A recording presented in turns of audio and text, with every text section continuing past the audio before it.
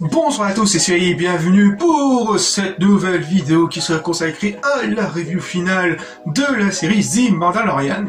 Particulièrement, ce sera plus une conclusion finale de ce que j'en ai pensé de cette série spin-off de Star Wars.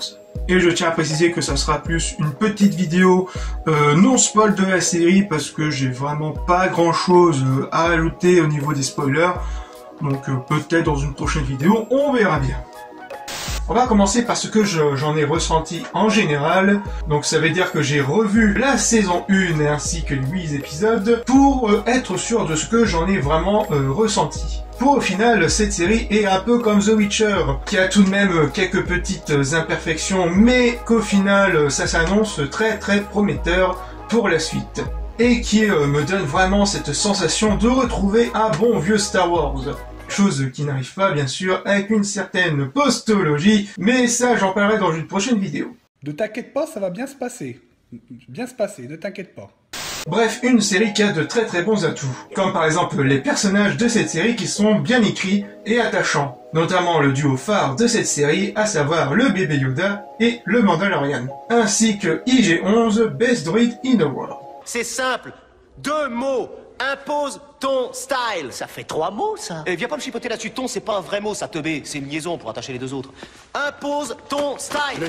Accompagner le tout d'une réalisation plutôt correcte, avec plusieurs réalisateurs différents, comme le réal et créateur de la série Jon Favreau, ou encore l'actrice Bryce Dallas Howard, qui essaye à la réalisation et qu'elle s'en sort plutôt pas trop mal. Ou encore le réalisateur du dernier épisode, qui est réalisé par un certain Taika Waititi, qui nous donne une très belle dose d'humour et d'action, tout en nous montrant une très belle conclusion à cette saison 1.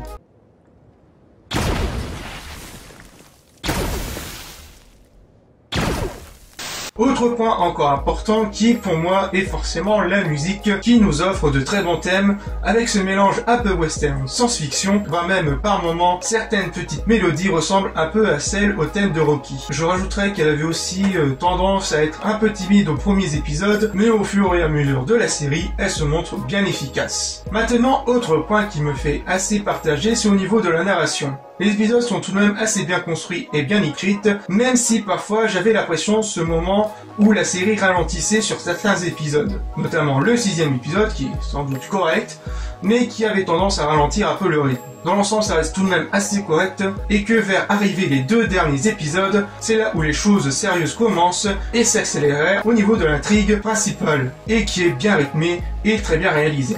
Tout ça pour dire en conclusion que la série spin-off The Mandalorian est une très bonne série et que comme la série The Witcher, ils ont tous les deux les armes nécessaires à leur disposition pour nous offrir quelque chose de grandiose et que la série respecte bien l'univers Star Wars tout en dosant parfaitement entre situations comiques, dramatiques ou encore action. Tout ça amené avec une réalisation plutôt correcte, avec une bande son assez efficace et des effets spéciaux corrects. Et qui nous promet pour une saison 2 bien mouvementée. Si je lui donnerais une note...